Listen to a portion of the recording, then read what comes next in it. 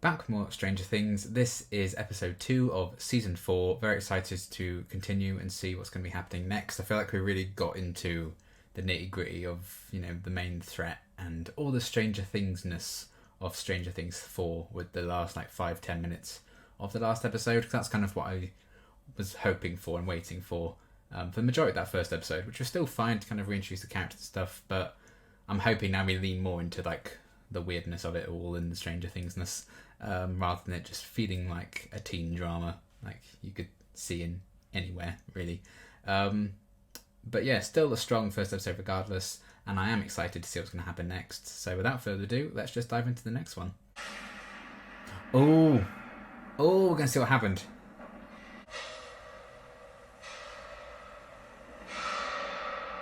Oh, there you go, easy. All those theories about how did he survive, and just fell down. Vecna? I barely know her. It's Enoch from Agents of S.H.I.E.L.D. Hey, how you doing? Oh god. If we just combined, all our problems would be solved. Because That'd be simply too powerful. let's face it. Totally sorry. Oh yeah, your girlfriend's dead, by the way. Ever since that girl Mark died a few years ago, it has been one thing after another.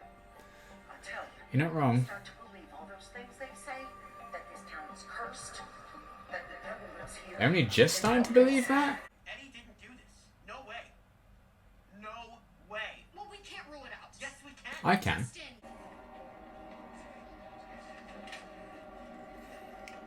Okay. You didn't investigate that then? Let's indulge this fantasy for a moment. Oh, conspiracy guy doesn't like conspiracies now. Every time Joyce has had a suspicion about something, she's never been wrong, and they still don't believe her.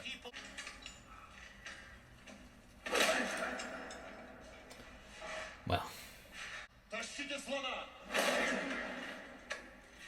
The elephant? I think the elephant in the room is not going to be very pleasant. Are you my mummy? I don't think Mike's gonna like that you're lying to him. And he doesn't deserve that. And when he finds out, he's gonna be mad.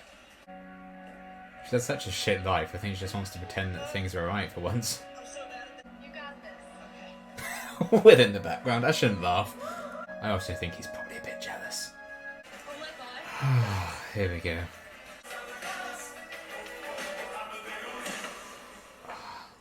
Chrissy doesn't mess with that crap. Maybe someone talked her into it. No, she's straight as an arrow. What about Eddie Munson? Ironic, because now she's all like... That freak.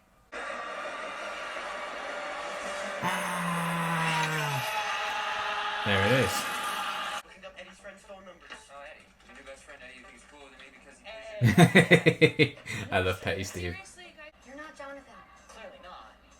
I'm here, present, and accounted for. I've gone through a lot of managing editors, okay? Somebody's. This guy annoys me. You're Fred Benson. You killed that kid last year. What? That ugly scar in your face. It's from that crash. It was an accident. Oh, An shit. accident. Oh. You all right there? What? Well, this took a turn. I said you were right, kid. Sorry. Is this going to be Chrissy 2.0? Just like the next target? I can't leave my mom and my brother to chase a dream that isn't mine. You're dead, man. You are so Oh boy. What was I supposed to do? Not lie. Not lie. Yeah. Not lie. Yeah. So I just tell her the truth. Yes. No, I don't know what to do. Punch me to life. That's what you gotta do. Punch Characters Ándale, ándale. just talk to each other. This next song is dedicated to Jane, the local snitch. Oh, for God's sake. She didn't even snitch. I have a whole list of people I want to die this season. This is great. Oh, for God's sake.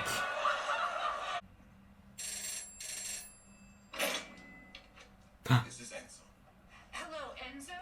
This is I thought a man has no name. what kind of deposit? $40,000. Oh. And how much trust? Do this. Do not call again. Oh boy.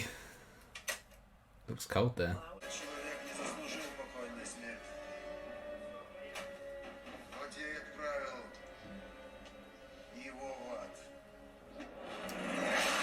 Well, at least it'll be warmer there.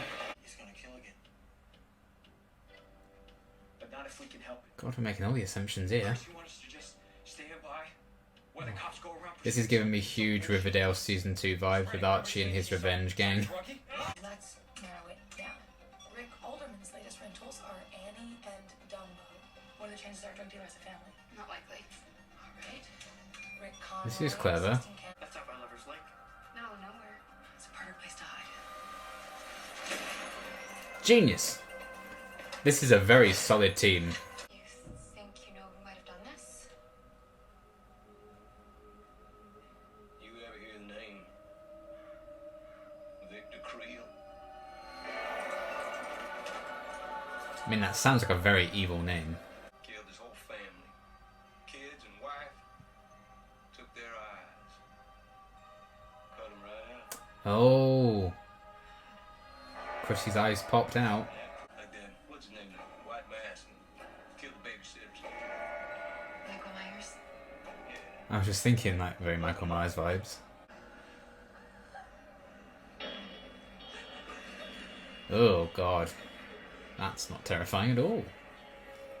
Can you translate that? I can't understand it. It's too low.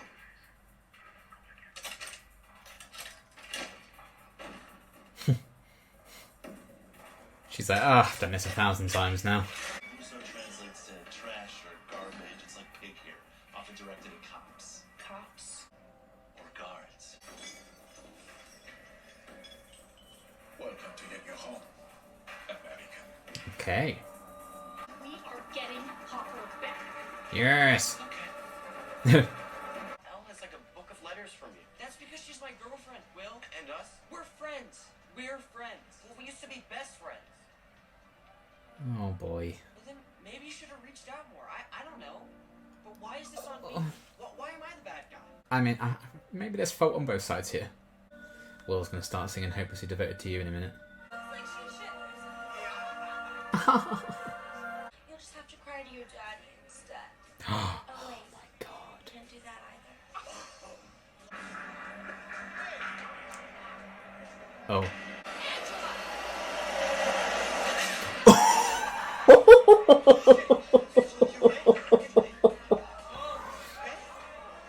Fucking deserved, I'm sorry. Oh no. If this was wrong, I didn't want to be right. What did you do? I think it's fairly obvious what she did. Why have you done? Oh shit. What are you doing? Taking precautions. Steve will get him with his oar. I know you think you're being funny, Henderson, but considering the fact that everyone in this room has nearly died about 100 times personally, I don't find it funny enough. Found him! He's not gonna hurt you, right, Steve? Steve, why don't you... Or is he? Huh? You know Robin. From band. This is my friend Max. Oh, that's The adorable. one who never wants to play D&D. I want to know what happened. They will believe you. They will believe you. And there was Fred bashing Jonathan for not being able to stick around. My friend from the...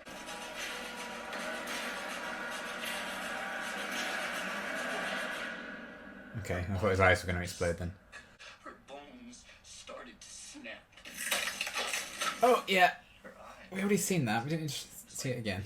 We don't think you're crazy at all. Don't bullshit me, man. I know how this sounds. We're not bullshitting you. We believe you. We've seen many stranger things. What I'm about to tell you might be a little difficult.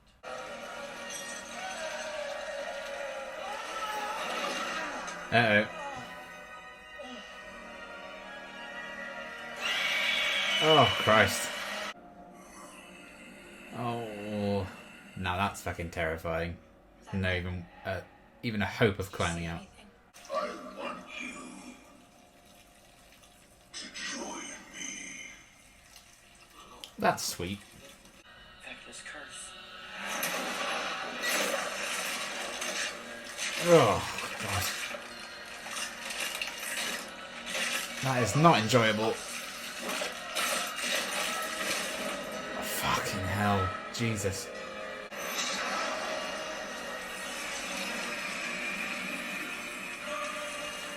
It's your boy. He's fucking horrible. Oh.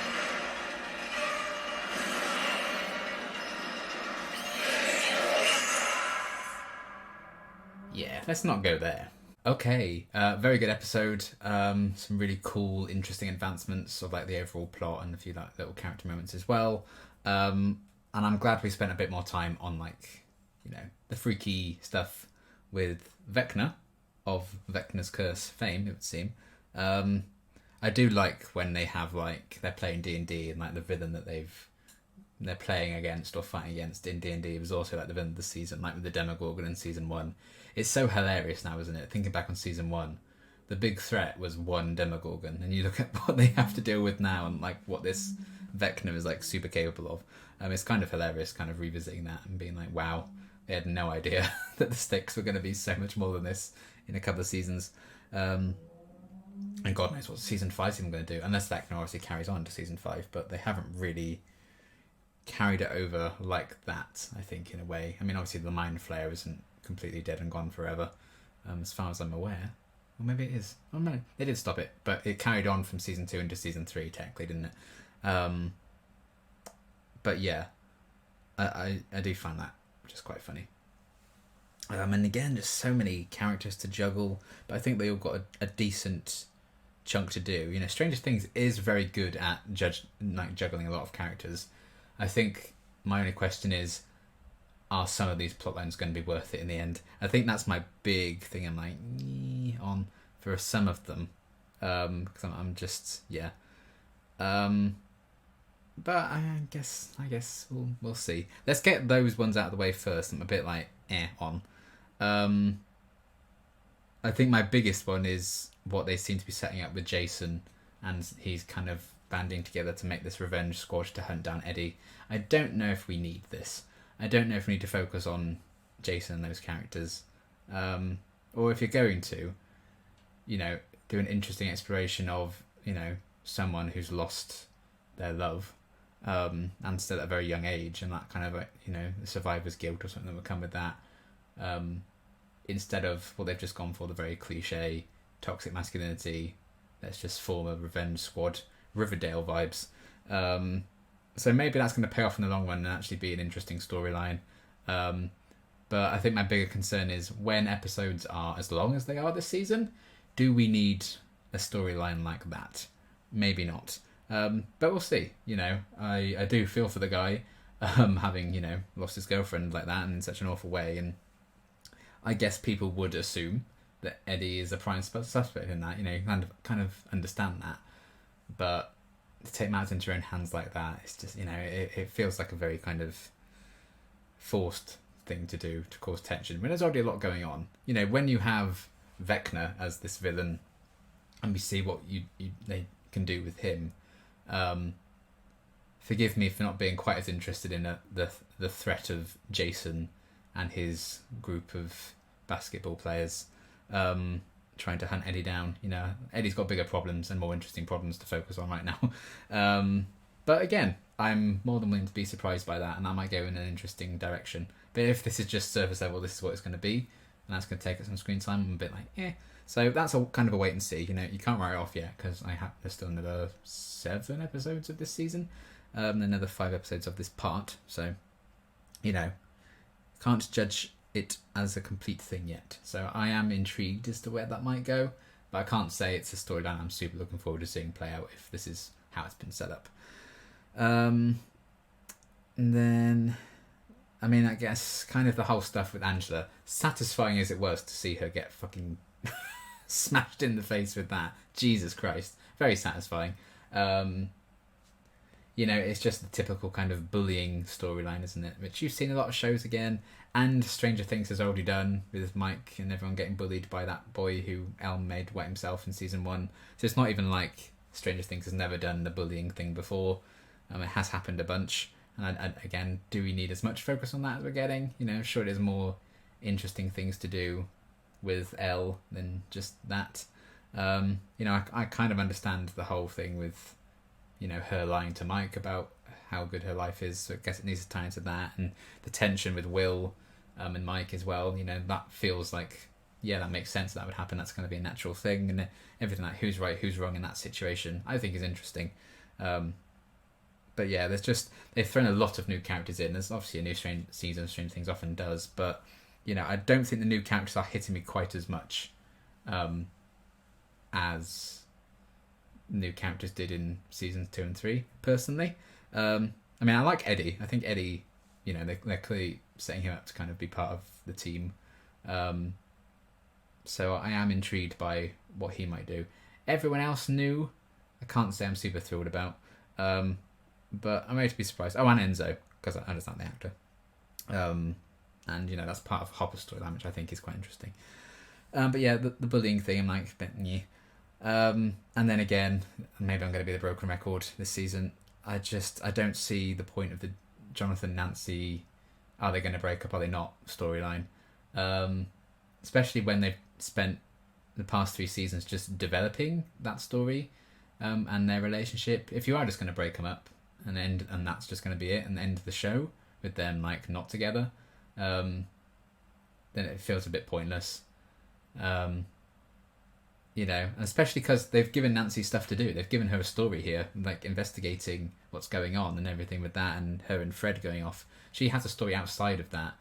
Jonathan hasn't really been given that yet, and maybe there will be a way to kind of give him a bit more to do. Hopefully he'll just get involved in the main crux of things, because obviously Eleven and Mike and Will, they have no fucking clue that shit's hitting the fan again. So once they become aware of that, I'm sure something will go down, and then Jonathan will get involved in that. Maybe they'll get, do they go off to find Hopper and join Joyce and all that on that adventure? We don't know. But outside of that, and the tension with Jonathan having not gotten in, or just chosen not to even apply to the same college as Nancy, I'm just why? There's so much going on. I'm not interested in that. And his friend, I can't say I'm just watching it like, why are you getting screen time? Which sounds horrible, but I think he's kind of just been introduced so that Jonathan can have a bit of screen time and have someone to talk to. But it's just for this storyline that I personally don't care for. I don't know. It feels like a very, long distance is going to be hard, but just break them up at the end of season 3 if you're going to do it. It just seems pointless to do it now. And it's just that classic like miscommunication thing. Why can't characters just bloody talk things through? Because some characters in the show are doing that. Or if they aren't, like Max is obviously not opening up about the shit she's going through. But that makes sense why she's not telling people about that, because it's kind of a natural response to what's going on with her. She's kind of shut off like that.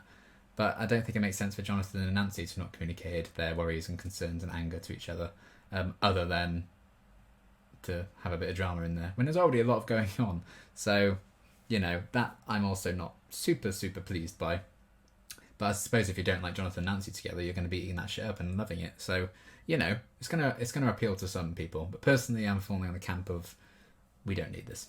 We've been there, done that with them. They had relationship problems last season as well. But okay, we'll see where it goes. Again, I might be pleasantly surprised by what they're building up to, and I just can't see the end game of that storyline yet. Who knows? And then I think those are the only ones that was a bit like on storyline wise. Obviously the actors and all that are doing a great job of what they're given, but it's just a bit like, yeah. But the rest of it, I'm really enjoying. I loved seeing Hopper again. Kind of getting some answers about what's been going on with him, filling in some of those gaps of how he ended up where he is. How that's tying into this Enzo guy. It feels like there's going to be a lot more to Enzo than we know face value right now. How did he, why is he reaching out to Joyce? Did Hopper bribe him somehow? Is he actually just like a decent guy and the money's kind of a front for something, or is going to be a bigger plan?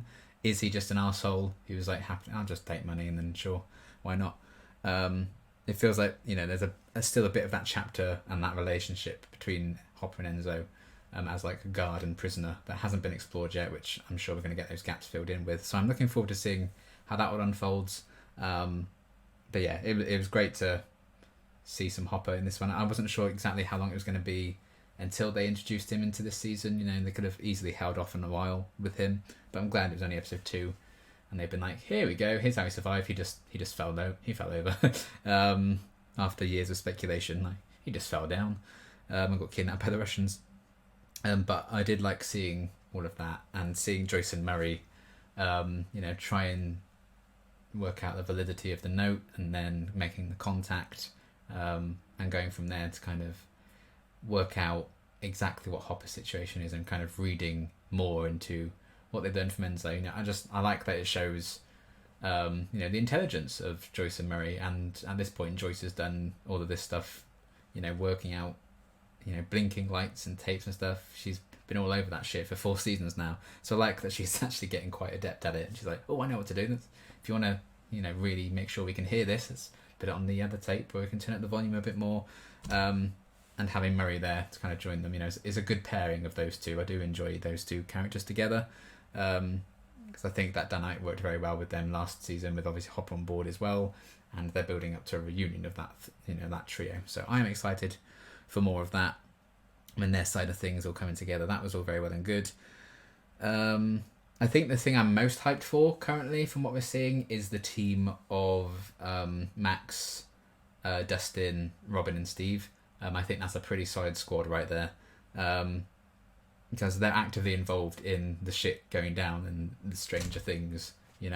I'm liking the Hopper and Murray and Joyce stuff as well. But right now, basically everyone. Not in Hawkins, who isn't Joyce, who isn't really aware of the shenanigans going on. Right now their kind of screen time is more teen drama-esque, and they haven't got involved in it yet. But I'm here for the Stranger Things-iness, and these guys kind of got properly thrown into that this time around. So I liked that Max actually, seeing how serious this situation could potentially be, she's like, fine, I need to. She made the first move into contacting someone, which it probably has been a while since she's done. So I like that she can open up with that. And she went to Dustin because other people were kind of not there for her, or to, not available. I think that's kind of a big thing this season. That seems to be the theme of, not communicating or not being there for each other, because so many different friendships or relationships have kind of drifted apart from, in terms of being in different places or just emotionally drifting apart. That seems to be like a big theme that this season's going for, all over the shop. So that would make sense. But I did like that Max kind of reached out to Dustin, and then they got Steve and Robin involved. I thought it was very clever how they worked out where to go to try and find Eddie.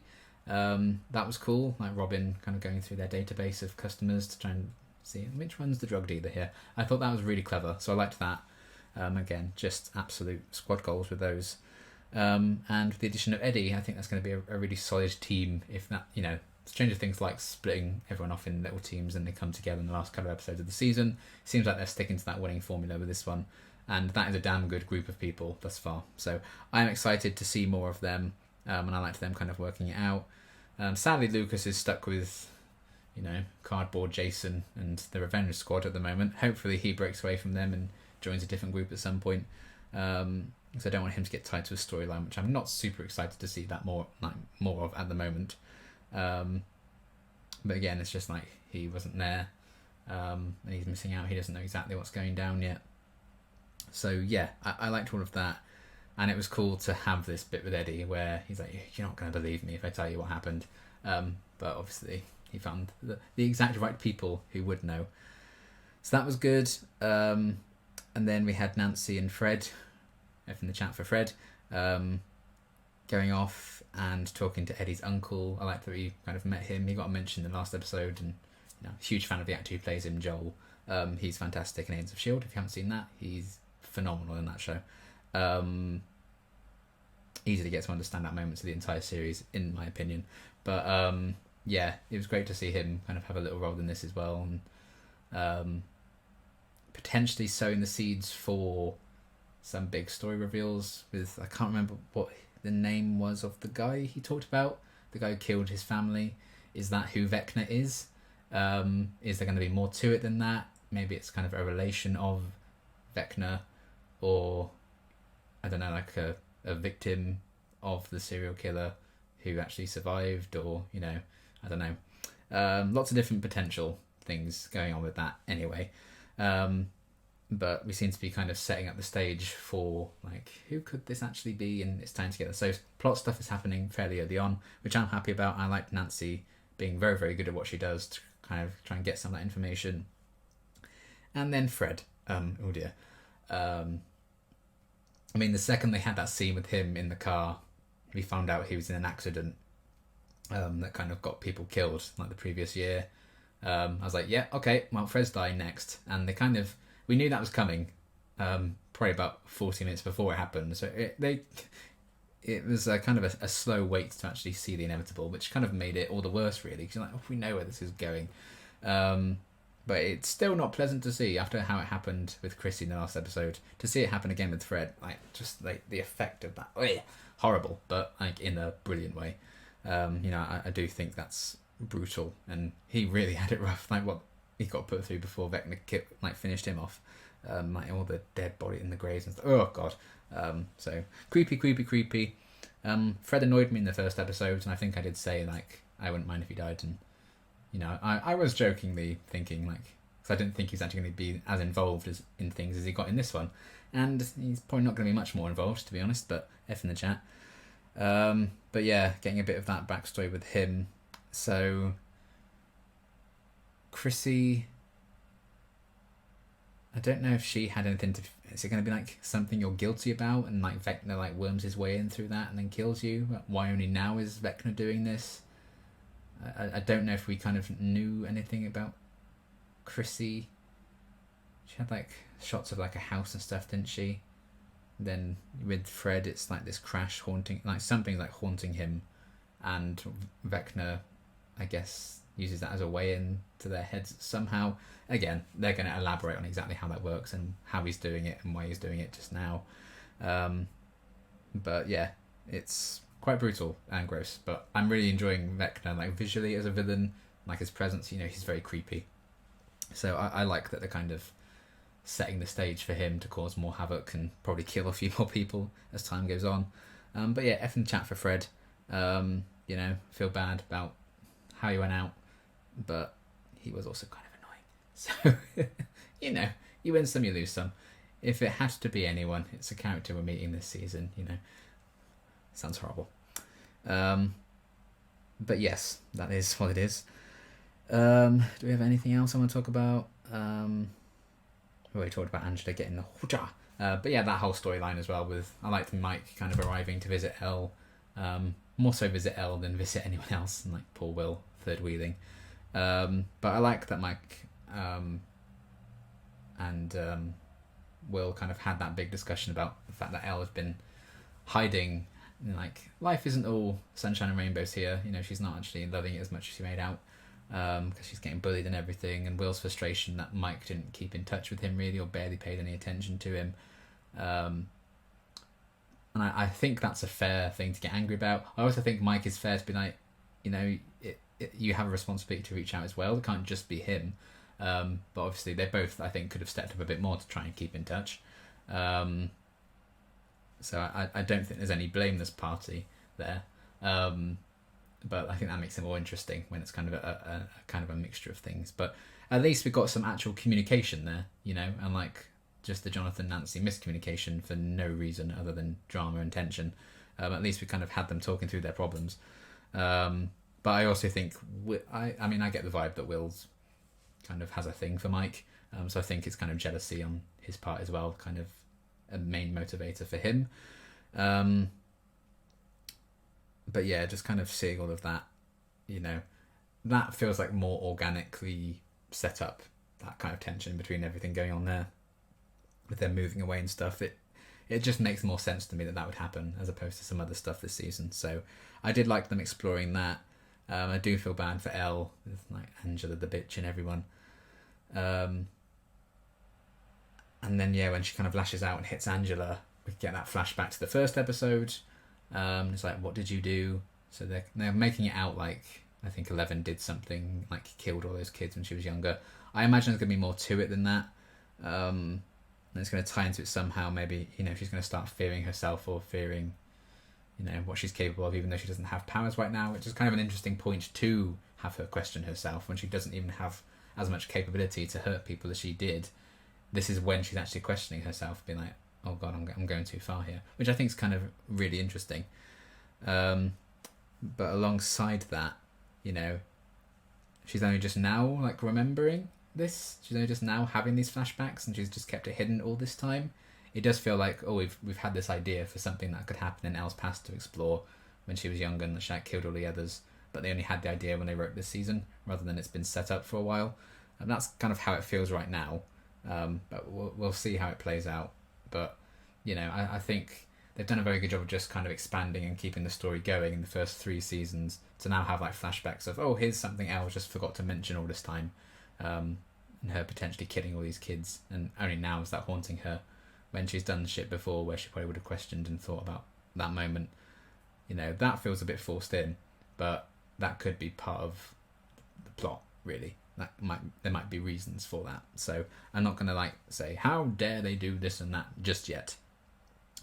But yeah, anyway, all of that was good stuff, and I did like the kind of tension between, you know, Eleven, Mike, and Will, and all the different dynamics going on there, all the different problems and, you know, communication issues.